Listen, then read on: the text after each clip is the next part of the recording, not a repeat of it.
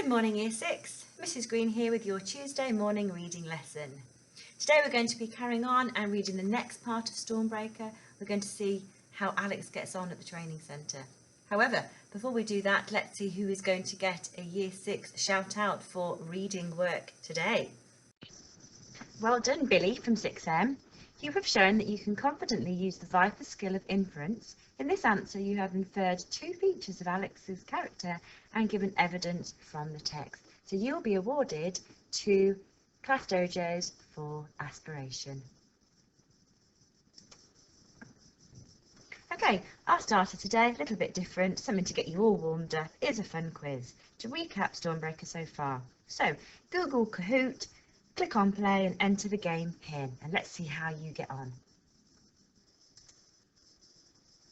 Right, let's take a look at some ambitious vocabulary. I'm going to practice first using say it, shout it, whisper it and clap it, and I'd like you guys to have a go as well. So, humiliate means when you make someone feel ashamed or embarrassed, okay? Humiliate, humiliate, humiliate, humiliate. Sneering, which means when you make fun or you mock someone. Flailing, which means when something such as your arms are waving around madly and wildly in the air. So your turn now to have a go at saying it, shouting it, whispering it and clapping it. Right, we are carrying on with our learning objective from yesterday to understand how authors use language to impact the reader. So there's basically understanding why the author has chosen certain words or phrases. So the author wants a certain reaction. They want the reader to feel a certain way, to think of certain things and to imagine certain things as well. Right, different to yesterday, I'm going to read the next part of Stormbreaker and we'll stop at certain points where there is key language choices made by the author. I will model some examples and then you guys will also have the opportunity to have a go at certain chilies. Right, here we go. Wolf remained actively hostile towards Alex. The other 3 men simply ignored him, but Wolf did everything to taunt or humiliate him. It was as if Alex had somehow insulted him by being placed in the group. Once, crawling under the nets, Wolf lashed out with his foot, missing Alex's face by an inch. Of course, he would have said it was an accident if the boot had connected. Another time he was more successful, tripping Alex up in the mess hall and sending him flying, along with his tray, cutlery and steaming plate of stew. And every time he spoke to Alex, he used the same sneering tone of voice. "Good night, 00nothing, don't wet the bed." Alex bit his lip and said nothing, but he was glad when the 4 men were sent off for a day's jungle survival course. This wasn't part of his own training. Even though the sergeant worked him twice as hard once they were gone, Alex preferred to be on his own. Okay, so you can see that I have highlighted the word lashed. So let's have a look at the question now. The author uses the word lashed to describe the way in which Wolf hit Alex. What impression does this give you of the kick? Well, first of all, I need to think about why the author used the word lashed instead of hit or kick anyway. Well, I need to think about the meaning of lashed, and lashed means quickly, rapidly and intentionally trying to cause violence.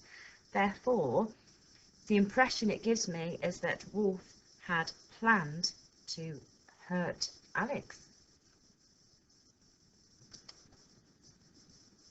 But on the 10th day, Wolf did come close to finishing him altogether. It happened in the killing house. The killing house was a fake, a mock-up of an embassy used to train the SAS in the art of hostage release.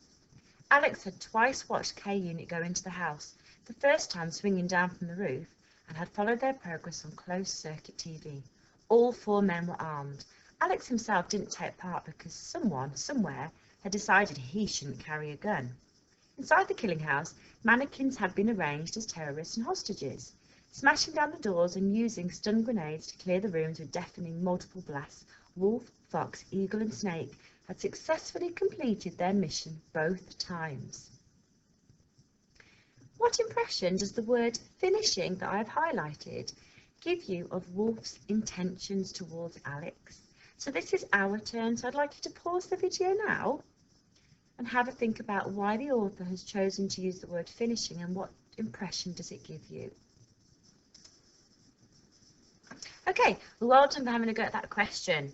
Right, so first of all, let's talk about the word impression. Let's remind ourselves that impression means to have an opinion or idea about someone or something. So we need to have an opinion about Wolf. Okay, now we need to think about the word finishing. So what does finish mean? Well, finish means to end something or to complete something.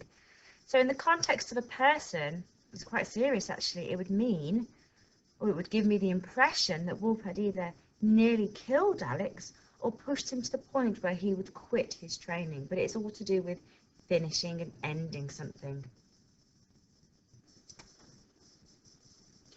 This time, Alex had joined them. The killing house had been booby-trapped. They weren't told how. All 5 of them were unarmed. Their job was simply to get from one end of the house to the other without being killed. They also made it. In the first room, made up to look like a huge dining room, they found the pressure pads under the carpet and the infrared beams across the doors. For Alex, it was an eerie experience, tiptoeing behind the other 4 men, watching as they dismantled the 2 devices, using cigarette smoke to expose the otherwise invisible beam. It was strange to be afraid of everything and yet to see nothing. In the hallway, there was a motion detector, which would have activated a machine gun. Alex assumed it was loaded with blanks, behind a Japanese screen. The 3rd room was empty. The 4th was a living room with the exit, a pair of French windows on the other side. There was a tripwire, barely thicker than a human hair, running the entire width of the room, and the French windows were alarmed.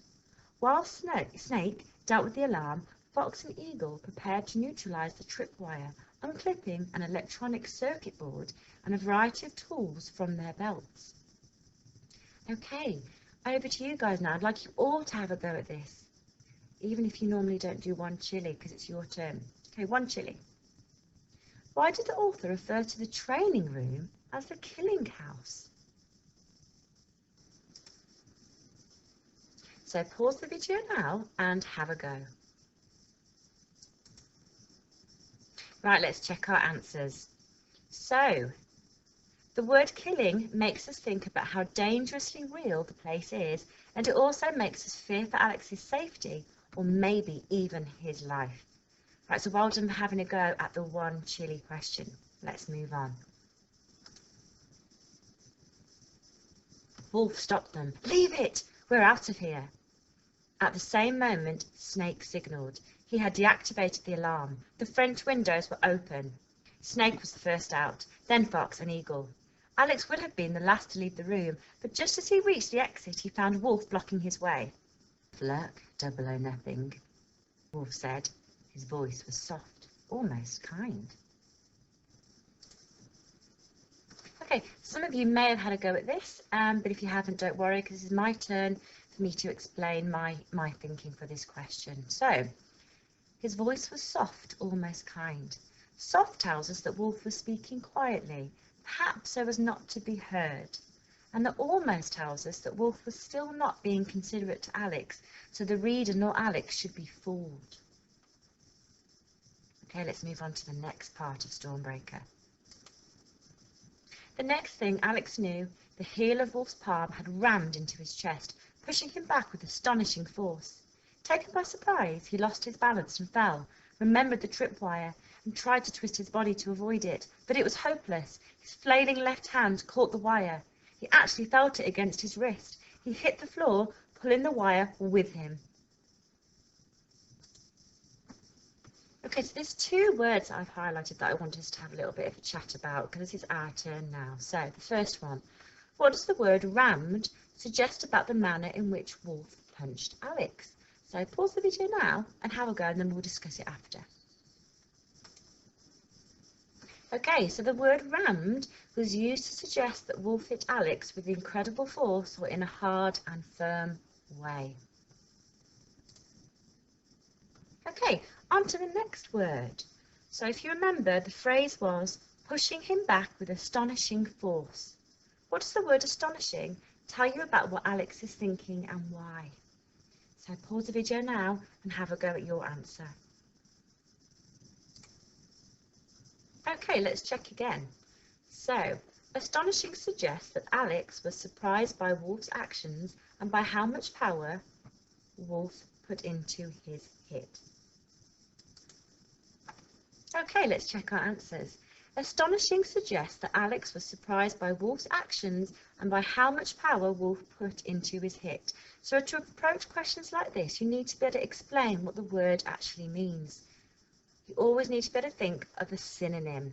So if you knew what astonishing meant, you would have known that you had to use the word surprised in your answer. Okay, let's read the next part. The tripwire activated a stun grenade, a small device filled with a mixture of magnesium powder and mercury fulminate. The blast didn't just deafen Alex, it shuddered right through him as if trying to rip out his heart. The light from the ignited mercury burned for a full 5 seconds. It was so blinding that even closing his eyes made no difference. Alex lay there with his face against the hard wooden floor, his hands scrambling against his head, unable to move, waiting for it to end. But even then it wasn't over. When the flare finally died down, it was as if all the light in the room had burned out with it. Alex stumbled to his feet, unable to see or hear, not even sure anymore where he was. He felt sick to his stomach. The room swayed around him. The heavy smell of chemicals hung in the air. 10 minutes later, he staggered out into the open. Wolf was waiting for him with the others, his face blank. He had slipped out before Alex hit the ground. The unit's training officer walked angrily over to him. Alex hadn't expected to see a shred of concern in the man's face, and he wasn't disappointed. "Do you want to tell me what happened in there, cub?" he demanded. When Alex didn't answer, he went on. "You ruined the exercise. You fouled up. You could get the whole unit binned. So you'd better start telling me what went wrong." Okay, over to you guys again. So here is a too chilly question. What does the word staggered suggest about Alex? So pause the video now and have a go. Okay, let's check our answer again. So again, you should have been thinking about what staggered meant and tried to use a synonym of staggered in your answer. So it should read something like this. Staggered suggests that Alex has been hurt as he is walking unsteadily as if about to fall. Alex glanced at Wolf. Wolf looked the other way. What should he say? Should he even try to tell the truth? "Well?" The sergeant was waiting. "Nothing happened, sir," Alex said. "I just wasn't looking where I was going. I stepped on something and there was an explosion." "If that was real life, you'd be dead," the sergeant said. "What did I tell you? Sending me a child was a mistake. And a stupid, clumsy child who doesn't look where he's going. That's even worse." Alex stood where he was. He knew he was blushing. Half of him wanted to answer back, but he bit his tongue. Out of the corner of his eye, he could see Wolf half smiling. The sergeant had seen it too. "You think it's so funny, Wolf? You can go clean up in there. And tonight you'd better get some rest, all of you, because tomorrow you've got a 30-mile hike. No rations, no lighters, no fire. This is a survival course, and if you do survive, then maybe you'll have a reason to smile." Alex remembered the words now, exactly 24 hours later. He had spent the last 11 of them on his feet, following the trail that the sergeant had set out for him on the map. The exercise had begun at 6 o'clock in the morning, after a grey-lit breakfast of sausages and beans. Wolf and the others had disappeared into the distance ahead of him a long time ago, even though they had been given 55-pound backpacks to carry. They had also been given only 8 hours to complete the course. Allowing for his age, Alex had been given 12. He rounded a corner, his feet scrunching on the gravel. There was someone standing ahead of him. It was the sergeant. He had just lit a cigarette, and Alex watched him slide the matches into his pocket. Seeing him there brought back the shame and the anger of the day before, and at the same time sapped the last of his strength. Suddenly Alex had enough of Blunt, Mrs. Jones, Wolf, the whole stupid thing. With a final effort, he stumbled forward the last 100 yards and came to a halt. Rain and sweat trickled down the side of his face. His hair, dark now with grime, was glued across his forehead. Okay, and your turn, guys, onto the 3 chili challenge. What do the words sapped and stumbled suggest about how Alex is feeling? So thinking about our steps to success, think about the intended effect. What did the author want as a result of using those words? And what do those words mean? Can you use synonyms of those words in your answers? So pause the video now and have a go. Okay, time to check. So, sapped suggests that Alex's energy has been drained, therefore he has little strength or power left. And stumbled suggests that he is exhausted and barely able to remain upright walking. So when you stumble a lot, you tend to trip up. So well done for having a go at all of the chilies today. Okay, Year 6, we have just together read about Alex's experiences so far at the training centre. What would he be thinking? What would he be feeling? Can you complete the thought bubble in the role of Alex? Okay, and that is the end of our reading lesson today, Year 6. Please send in all your work using the Viper Skill of Language to the Year 6 email where you can receive dojos. Enjoy the rest of your day, guys.